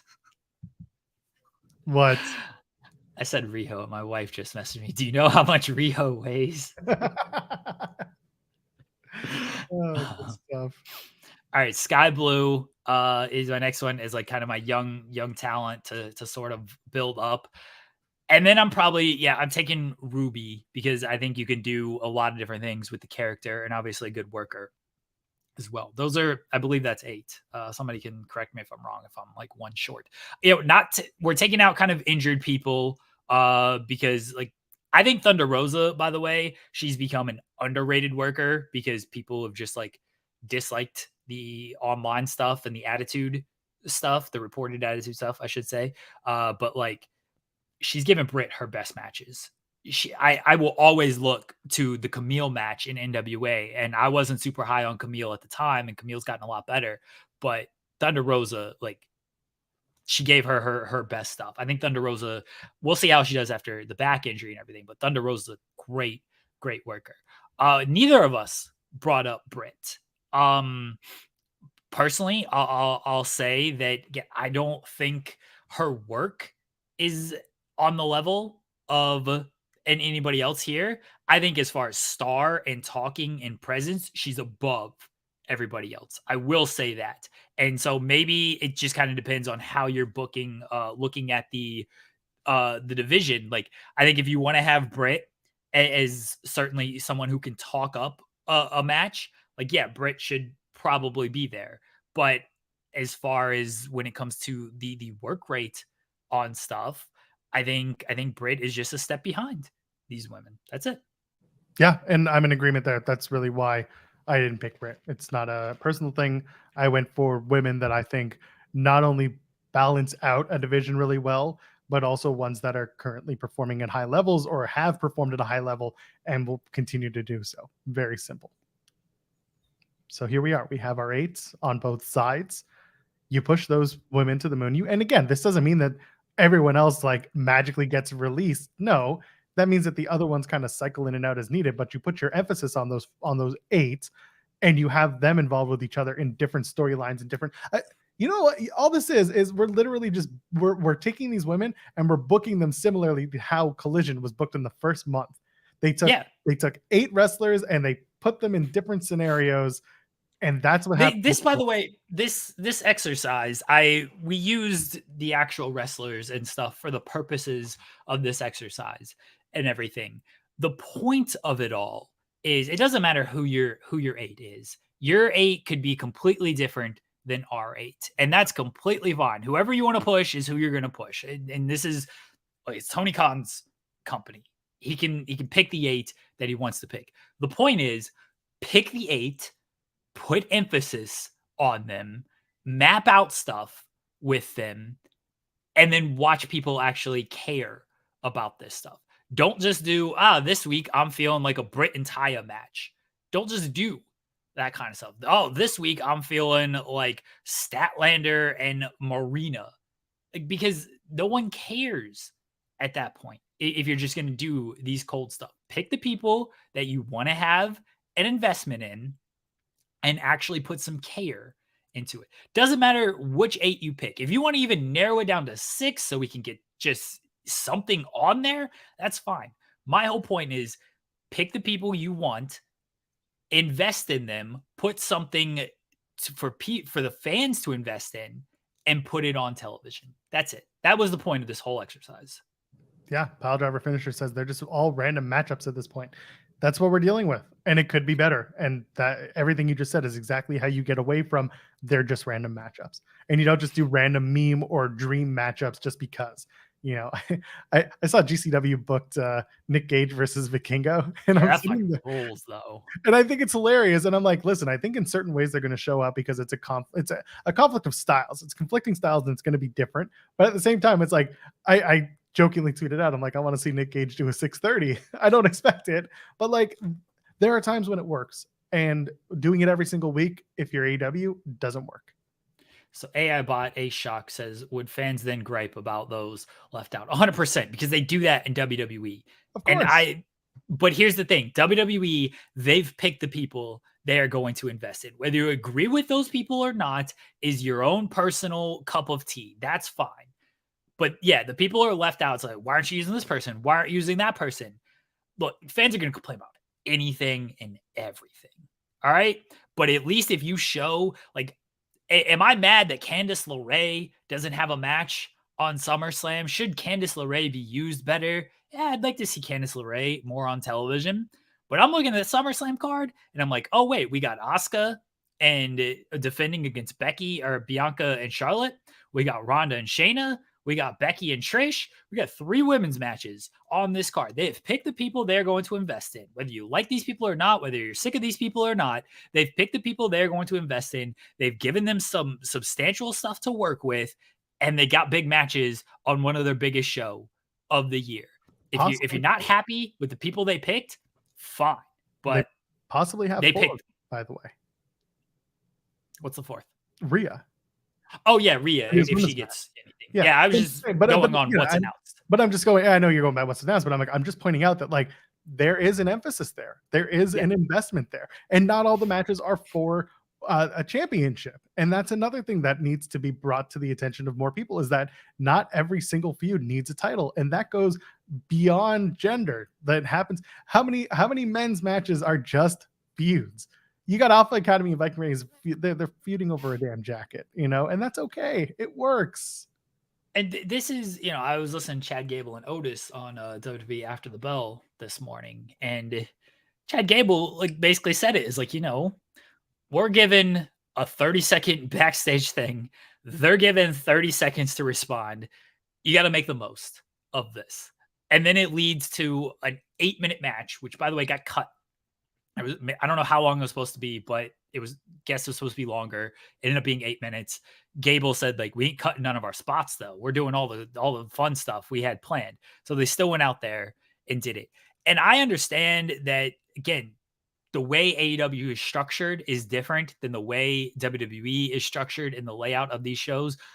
But look at the reactions that match got. Look at the reaction when this jacket, when Maxine put on the jacket, when they lost, look at the reactions all this stuff got. And you make the most. Miz says it all the time. A lot of these WWE people say it all the time. You make the most of your minute. And sometimes you only got that minute, but if you can make people invest in that minute, then cool. Hopefully it actually leads to something. AEW is structured differently. They don't give people that just minute all the time. And like I said earlier, when they do, it's typically the people you kind of are already involved in something. It's not I don't want to call it a throwaway minute, because it's not, but it's not a minute for someone who's a little bit lower on the card to try to get you to do something. People are going to complain about stuff, but pick the people you want to get behind. Give people a reason to get behind them. Are people going to complain about Chris Jericho versus Will Ospreay? Good transition, Joel. Fightful Selector coordinates. Let's get into it. May as well talk about it. Probably, right? They already are, by the way. They already are. I assume they are. And look, I want to have a bigger discussion on this. I don't care about Chris Jericho and Will Ospreay. Cool match. Bless Chris Jericho for big stadium show? Wembley? Who's the biggest star in the UK? Who can I work? Who can I make this make sense? Oh no, I'm going to bring you one step further. How can I get a double payday from this? By showing up at the Rev Pro show at the Copper Box the night before to further my angle. How can I do this? Oh, I know who would work with that. He's smart, dude. He's smart. Yep. You don't last in the business this long at this level on this high of the card without being really smart when it comes to this stuff. Evolving too. The way the world, not just wrestling, the world has evolved over the past 3 decades. Jericho understands he's evolved with that. Just a smart man. So whatever. The match is the match. I think Will Ospreay is one of, if not the best worker wrestler in the world right now. Chris Jericho, he's older. He's still fine. Ospreay will mask any deficiencies Jericho might have. I'm sure Jericho will raise his game a little bit, considering the circumstances and everything. Match will be fine. Again, the discussion that I think is worthwhile having here is we're a month from All In. We have no announced matches. The one reported match is a match that we have no inkling of on television. And sure, they can tie it. They can tie it together with the Don Callis stuff, and I'm sure they will. But it ain't like Don Callis and Will Ospreay are super linked on AEW television. There's just the stuff with Omega. It's more Callis Omega stuff is what we know about. Less Callis and Ospreay.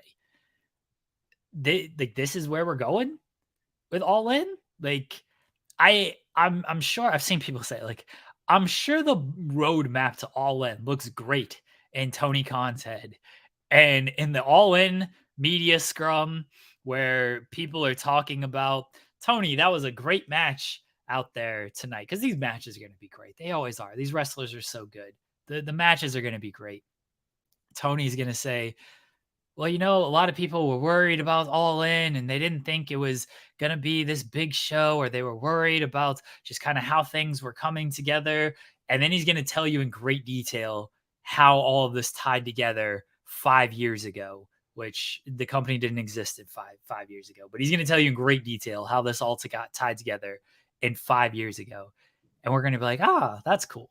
Well, you know, I was best friends with Andy over at RevPro, and Andy, pick up your phone, by the way, answer your text. And, you know, he had this idea once upon a time to do Chris Jericho in a match over at RevPro, but we couldn't figure out how to do it. So he called me up. He said, Tony, what should I do? And I said, I know just the guy to put him against. And that's Will Ospreay. The match never happened, and it kind of sat dormant for 5 years. And then one day I presented the option to Will Ospreay. I said, Will, if you want to work Wembley so bad, I have your match. And Will said, Omega? And TK said, LOL, no. It's actually Chris Jericho. And Will's face dropped a little bit, and he said, all right, bro, I'll do it for you. When really, Will just wanted to work Wembley. So we had the match put together, and Andy's here tonight. Andy's going to come up here and give us a good rousing applause. Here you go. Here's Andy from RevPro. And Andy, pick up your phone. Okay, great. Well, now that we've made that bit again, well, tell them about Will and tell them about Chris Jericho. And then he goes on in British for the same thing in about five minutes. That was okay. That wasn't bad. You know, I've been up since 5:30 in the morning. Okay. Yeah. I mean, that's great. Tony Khan though. Tony Khan, he's always been up since 5:30 in the morning. He's reading a vlog at this hour. Yeah. I'm sure the build has looked great to Tony. And look, maybe it'll come together. Maybe it will. I hope it does. I mean, we're a month out, but I'm looking at it and I'm like, what do we have right now? Because if I'm looking at the landscape of AEW right now and I'm thinking, what are we doing for All In? I think MJF and Cole is a possibility. We could get there on Saturday. We could get a lot of things, or at least top stuff, kind of settled on Saturday. It feels to me like MJF and Cole is the all-out match. See, me too. And then because MJF already let the cat out of the bag that he's going to give Cole another title match. Yeah. They haven't said when, they haven't said where. And I feel like them winning the tag titles is just going to put the opportunity for them to elongate that reveal. That it's not until they drop the tag titles and then MJF says, you know, screw you. It's going to be next week because, you know, I'm going to show you how a real champion does it. Something as easy as that. It could be that they have the match at all. We talked about this on Wednesday. They do the match again, the rematch against FTR in London, and then they do the screw finish. FTR gets their titles back, and then MJF beats down Cole and says, "You know what? I told you get your title match. It's going to be next week in Chicago. Screw you. I'm gonna beat you." Easy as that. I think it's for All Out as well. So if we're looking at All In though, we have MJF and Cole against FTR on Saturday. They're facing the winner of the Rampage Battle Royal thing on Rampage. I don't know who won. Don't spoil it, but whoever won, they're going to challenge for the titles. I imagine that's going to be like a Dynamite match or a Collision match. I doubt it's going to be an All-In match. But then whatever your All-In match is, where are you going with that? Do you do MJF and Cole rematch against FTR, or do you put the Young Bucks in there? I'm looking at the Elite, and I'm like, what are the Young Bucks doing at All In? They just wrap this stuff with Blackpool. What is Kenny Omega doing? What's Hangman Page doing? Maybe you're doing Moxley and Orange Cassidy. That's, again, I'm looking at what's in front of me, and I can see Moxley and Orange Cassidy at All In. I can see, based on Wednesday, Swerve and AR against Darby and Nick Wayne. That feels not like an All-In match, but if I'm looking at just the landscape of where things are, that's where I'm at. with things. CM Punk and Ricky Starks, that feels like an all-in match to me right now. I could see that. There's still a lot of like, what's Sting doing? Is Sting going to be on this show? Are you doing We can do a trios match, by the way. You can do Darby, Nick Wayne, and Sting against AR, Swerve, and someone else from Mogul Affiliates. Brian Cage. Well, probably Brian Cage. Nah, because Cage and Morrissey are doing their own thing. So someone, if they got someone else that they can bring in, then there's your third. Bring back Tretch, Rick Ross. Probably not Trench. I think he's done. But who else? Oh, not Forward Roll Parker. I'll tell you that much. I'm just looking at things, and I'm just like, what's Luchasaurus is facing Darby at All In. So you got or All Out. Sorry, All Out. Yeah. Sorry. Like that's an All Out match. So you would think at All In, you'd want to maybe Luchasaurus is the third guy with Swerve and AR Fox just to tie in the Darby match, since that's a week later. Yeah, that's actually probably it right there. If it's not Luchasaurus, then it's Christian himself. That's perfect. Bring back Jeff Jarrett for London. He's going to do something, right? But I'm looking a month out from this card, and I'm like, there ain't a whole lot. We've had no world title build. The world title build is MJF and Adam Cole, and their world title build is being a tag team who are now best friends type of thing.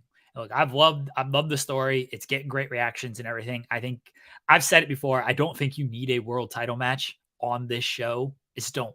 I think this is a show that certainly kind of sells itself, but at the same time, for a television viewer, you got to sell it to them. The live crowd's going to be there and everything, but maybe the spectacle of just, hey, this is what it is. This is what we're going with. I mean, the first All In, it was just built on sort of just dream matches and fun matches. There was Cody and Aldis, which was built up because Cody and going after the NWA World Heavyweight title. There was the one match with the one guy who we won't mention that was on BTE. That was built up on BTE. The rest of the stuff was just like, cool match. And maybe that's Tony's keeping the spirit of All In alive, of cool match. So going back to Impact for a second, they have Emergence next month. It's actually the same night as All In, which is funny to me. But they announced a 10-man tag. And the 10-man tag includes their X Division champion, Leo Rush, and their Impact World champion, Alex Shelley. They're taking out their top two men's singles titles to do a 10-man tag. That includes Bully Ray, Moose and Myers, and Leo. Maybe it's an 8-man. Either way. It's an 8-man. It's an 8-man. Sorry. I put it in. I know, right? It's not like I talk about it every week on the show or anything, but they're doing that 8-man tag. Yeah, Leo, Moose and Myers, and Bully Ray taking on Time Splitters and Josh Alexander. Or Time Machine and Josh Alexander. So with that in mind, that's why I said, Trinity versus Deanna probably closes the show, because it's a major title match. It's their Knockouts World title match. That makes sense to me. All In is kind of following a similar pattern. I'm not saying the women's titles are going to main event, because I don't think they are going to do that unless they had Saraya in the main event challenging for the world title, but the holder of the world title is currently her stablemate. So it doesn't work. That being said, what's the main event for All In? What's going to draw the eyeballs? It's maybe something with Kenny. Is it Kenny versus someone from the outside? Who could that be? I don't think there's a British wrestler that would, unless they bring in Nick Aldis, and Aldis has a main event match at All In. I don't think that's big enough, because just as a one-on-one, it doesn't work. I think the tag match, if they do the rematch for the tag titles like we were talking about, that's your main event. Is the Elite against Punk and FTR on the table? Is that the ace up the sleeve here? Because if it is, then okay. Because that's the match. Whether we want to admit it or not, that's the match. That's a match that has some television inkling. Granted, it's petty shots on television, not substantial story. but it's certainly got the internet buzz going. And that's an easy sell match within 3 weeks.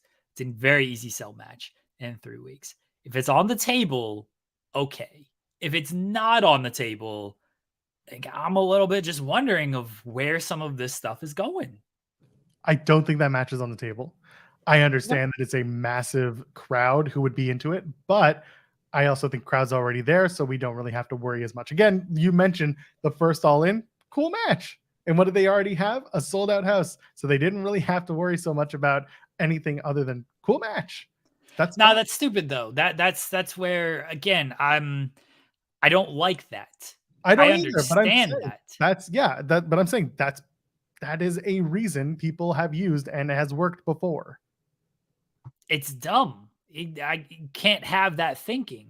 You can't, because then people are like, okay, cool match. You got to worry about the television viewer as well, the people buying the pay-per-view as well. And again, maybe they're just drawing enough because, hey, I want to see this type of thing. It's going to be a spectacle type of thing. But you can't just do like a cool match on this, because I think people who go to this, they're going to have a good time and everything. But imagine if WrestleMania was just, there was no actual build. And some WrestleManias haven't had the best builds in the world or anything. But for the most part, your WrestleMania main events, your big WrestleMania matches, you know what they are, what they've been building to. You know them 2 months out, 2.5 months out, because the Rumble winners. You know where you're going with WrestleMania 2.5 months out with things because of who wins the Rumble. So I'm not saying All In is their WrestleMania, but it's their biggest show ever. It's a big stadium show. I don't think you can just get away with this cool match thing and it be justified cool match chant. I don't think it'd be justified by, oh, well, it's a big show. Everybody's here. Everyone's already paid. Everyone's already tuning in. We can just do great matches and deliver on that. At some point, like, the dream match booking just falls short for people. Are you insinuating that they're going to run out of pops?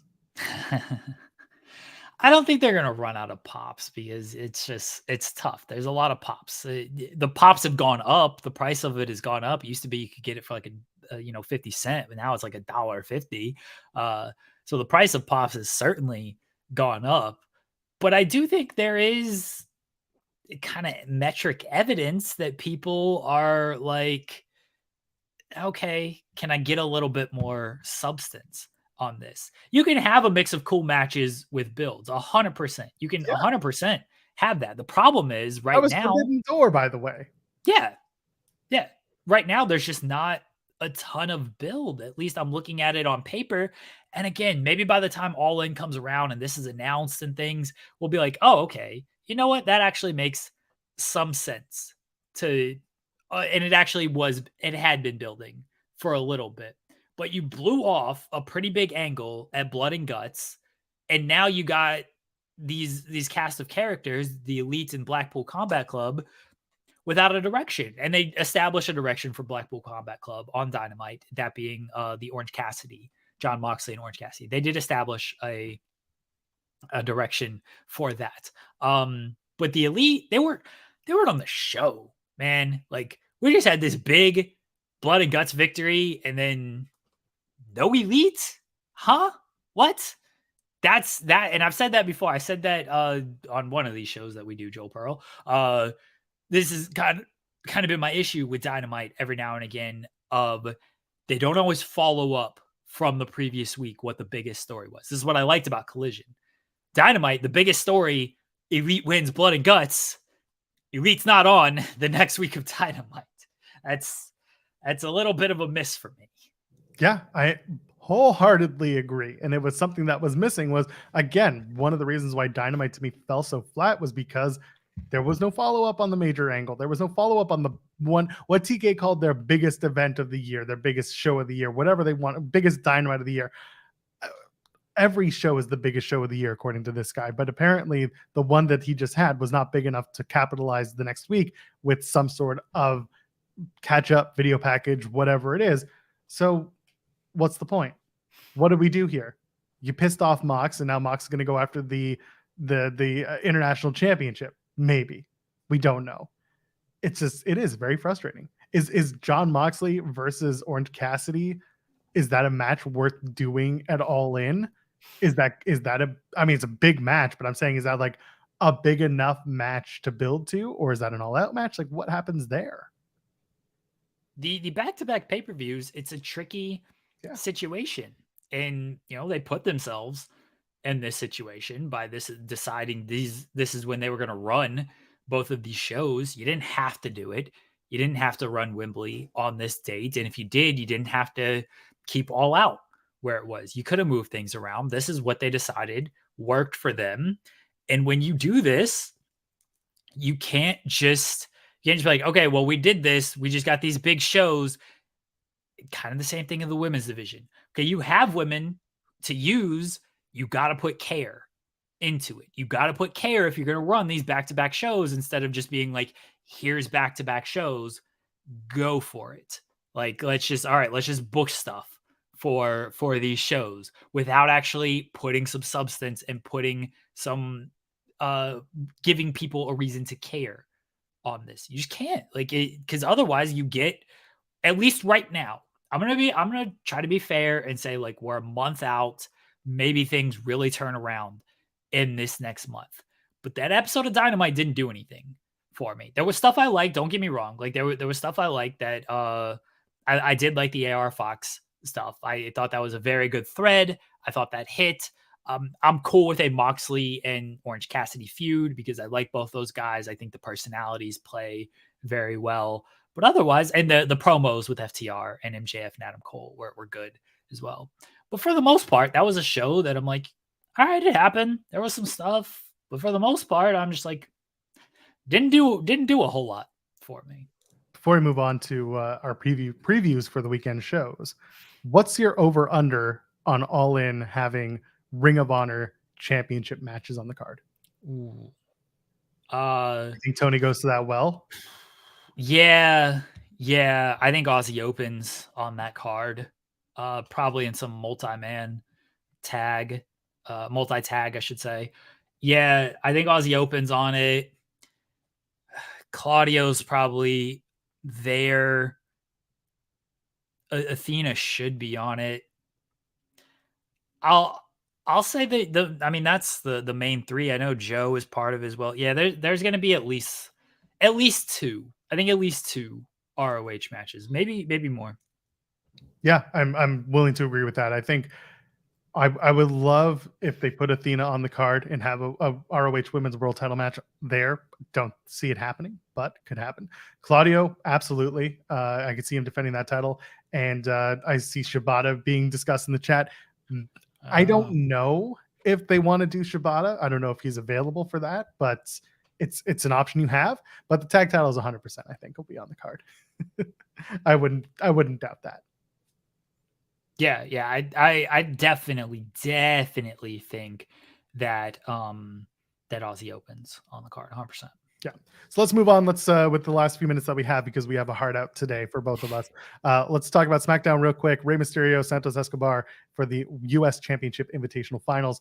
The winner takes on Austin Theory, presumably next week on SmackDown. We'll find out tonight when that title match is. But who's going to win between the student and the master? We'll go with Rey. I think so too. Do you think maybe they make it a triple threat next week somehow because Austin Theory gets involved?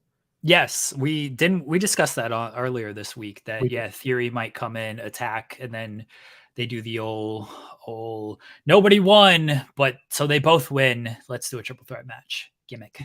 Absolutely. And then the other match that's been announced, Carl Anderson, the Machine Gun, G1 finalist in 2012 because it's G1 season. He faces off against, they call him the ominous Karrion Kross. What do you think, Machine Gun versus Spooky Scary? And Kross wins, and then we continue this AJ and Karrion Kross stuff. What if he does that? What if he doesn't? Okay, then he doesn't. What if Karrion Kross wins or not? What if he loses this match? Because Kross ain't winning a lot of matches these days. Well, that's why he's doing this. He's Cross wins. They continue this feud. He probably keeps him in the lockjaw jacket. And then here comes AJ and Anderson or Gallows. And then next week we get Cross and Gallows. That's sure. I ain't got much investment in this one. Karrion Kross just, he don't do a whole lot for me. Here's the only thing I would like to see. This is the one callback talking about Carl Anderson's time in New Japan and the G1.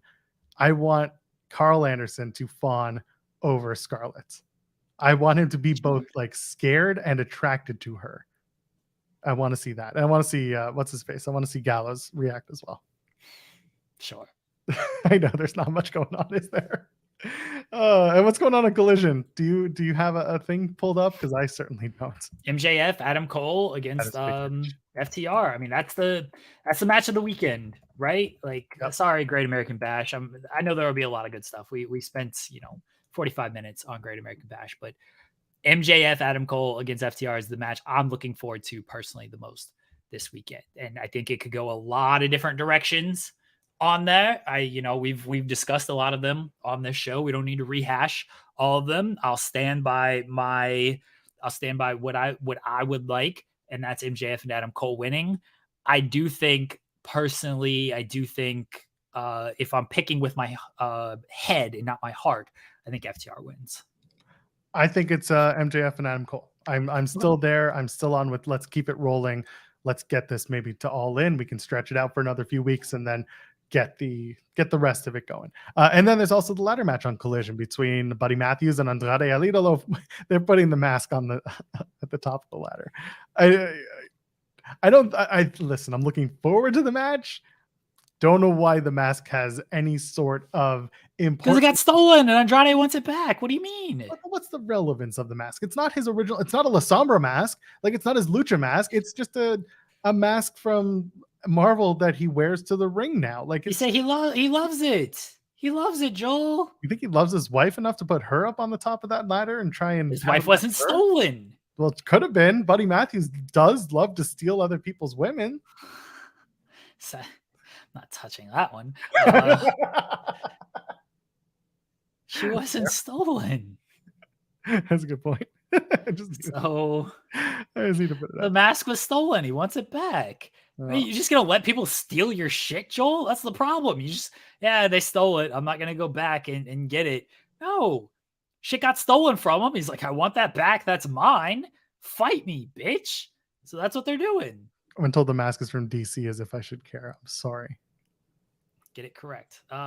This will be a great match. By the way. This is gonna be a freaking great match. We get Roosh Collider. Roosh re-signing with AEW. We doing Andrade and Roosh here because Andrade might need some backup. Been saying this for a month, and I guess we were waiting for Roosh to sign on the dotted line. He's officially back with AEW, signed a contract. Good for him.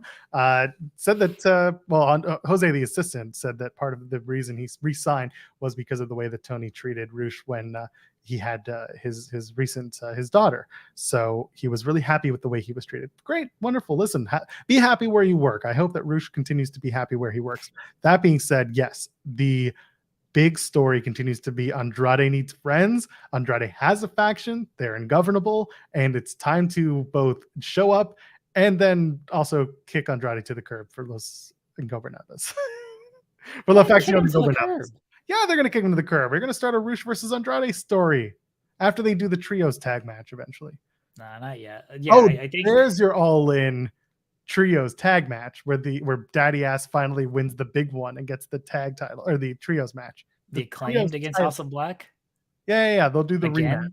Yeah, they'll do the rematch. No rematch. It's a third match at this point. Great. It's a rematch for the trios titles, and this time Daddy Ass's career is on the line for real. I think we get Roosh. I think they do for a little bit the Roosh and Andrade team, because Andrade brought Roosh into AEW and then they never really followed up on that. So, but I do think we get Roosh in this match and them aligning. I assume they will. They got to give us a Daddy Ass follow up. That was, I don't know if it was the biggest story coming out of last week's Collision, but it was obviously a pretty big story. They didn't. Maybe they did some reference on Dynamite that I missed, but they got to follow up on this on Collision. So hopefully they do that. And then the other thing is Vikingo, Andretti, and Martin against Juice and the Guns. And I assume that Juice and the Guns will win. Yeah, that's fine with me. Sure, it's happening. That's I do hope that Scorpio Sky's okay. He was pulled from his match on Rampage and replaced with Commander. So that's another thing, but we'll be keeping an eye on Scorpio Sky. It sounds like whatever happened, it happened during his warm-up, which is strange. That's not good. Yeah, hopefully it's not a big deal. It only is a light injury, if you will. But speaking of which, again, going back to the Lio Rush thing with Impact, the report was from House of Wrestling that it's only a month that Leo's going to miss. And that's fine because in Impact and working an 8-man tag, you got plenty in the can. So that's good news for Lio, especially as they go into Chicago this weekend for some tapings. Jeremy, let's get out of here. Okay. Plug your stuff. Don't follow me on Twitter at @FightTalk_. Follow that person on Twitter, and stay tuned to more Fightful Overbooked. That's all I got. There you go. Subscribe to us here and drop a thumbs up on your way out, folks. We appreciate it. Another week in the books. This was a good one. Had a lot of really great content, a lot of really good conversations. We appreciate everyone for hanging out with us. I don't think there's no Joel and Kate at 8 this weekend because there is an NXT show. So sorry. Also, I'm out of town, so what does it matter anyway? I got to go catch a plane. So until then, I am Joel Pearl, JOELPEARL, spell my own name. Ladies, gentlemen, friends beyond the binary. We'll see you in the next one. Cheers.